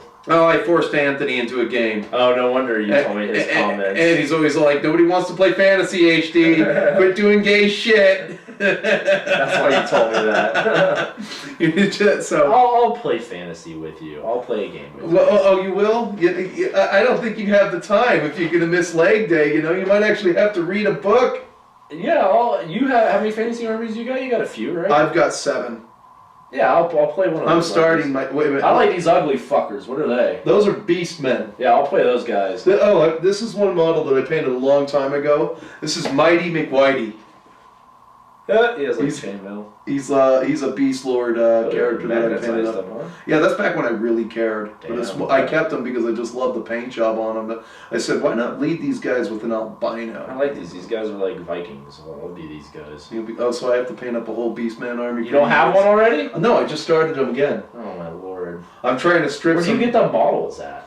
These are the old Minotaurs from Games Workshop. So you go on eBay. Oh, you didn't see my loot crate, my autism spigot turn on in the last 2 shows, did you? No, I haven't watched your last one. Oh yeah, so I got a loot crate filled with some old Beastman models. Somebody gave you these. No. I bought them. Oh, you bought them. Where'd you buy No, them? I bought these a long time ago. The chariots were part of the loot crate.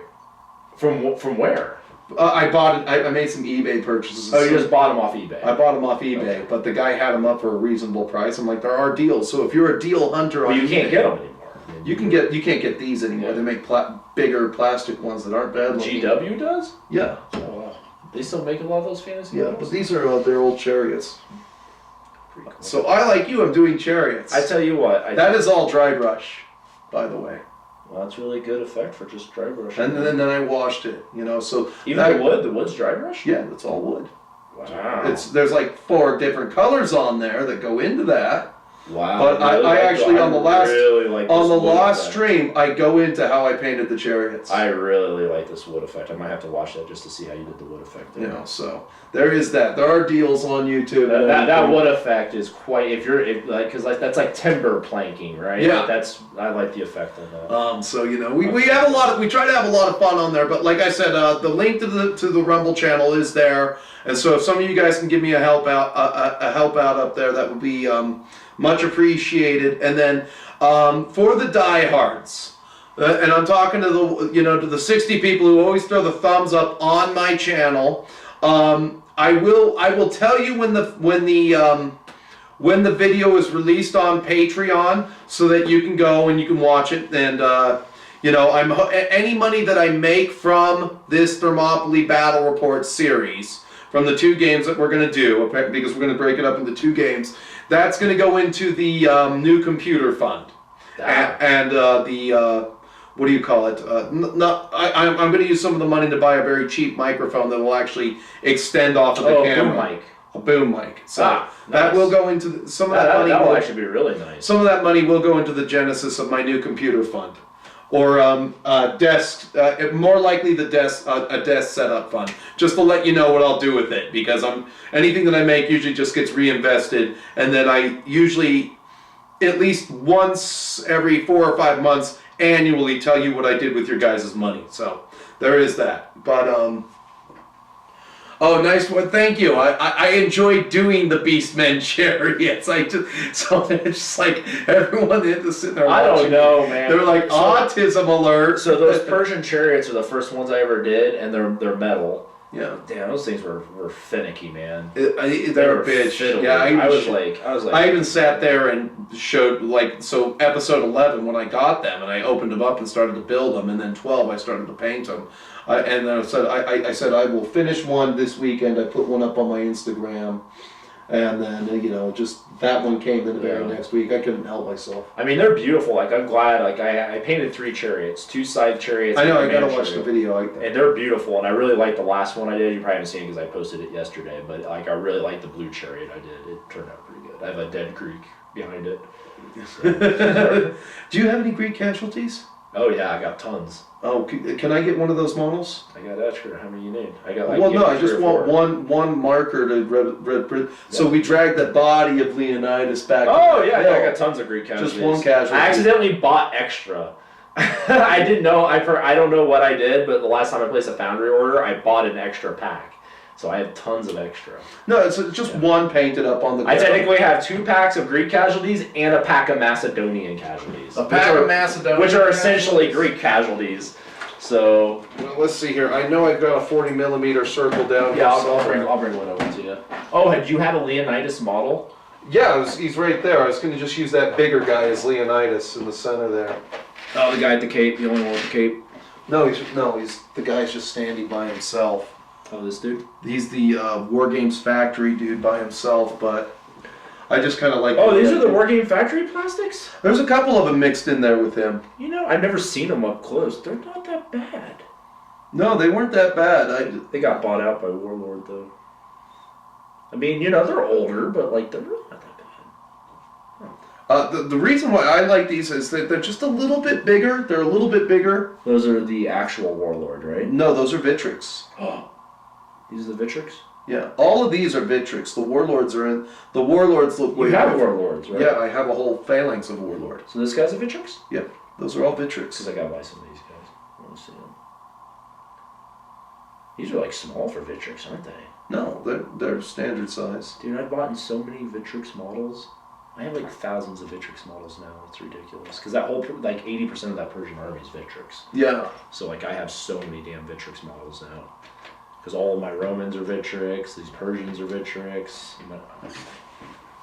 You know, so we'll leave the chat open for 2 more minutes. Don't be shy. You know, just this is the hangout portion of the show. You know, so my favorite part. Your favorite. We're done part. with business. We're done with business. Hey, I'm glad you show. I'm glad. I was really excited. Does that pump you up? Yeah, it looks. It good. looks like a giant wedding cake right now.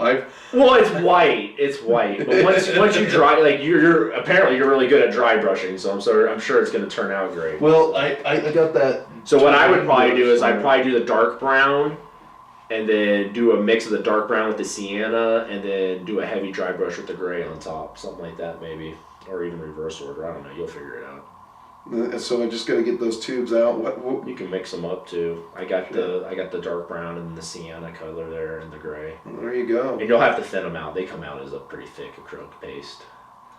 So definitely thicker than like what should I put them in? Like a little dish like this? Yep, that's exactly what I little use. bit A of little water. plastic cup like that. Squirt some water in there. All right. Stir it up with a popsicle stick. Get a big old brush. I gotta. So yeah, the preparation that I used for this one video that took a lot of time, so I wasn't able to put I wasn't able to put our little side video out of us actually making the video and everything because let's see, I got started on this at the probably the 10th of March, and I spent probably 4 maybe 5 nights, 2 weeks just let's see, I have the notes actually over here. I had to compile the notes. So you haven't seen my video, so there's something I have to tell you that you're probably going to be like, what the hell? So yeah, I did, let me see, I want to count the pages of notes that went into making these cards. It's like a high school love letter or some shit. Holy cow, let's see. It's like some 16-year-old girl. So I went from one page all the way, this is all land battles in the 5th century. Damn, dude. 10 pages on land battles, then I started Peter Green.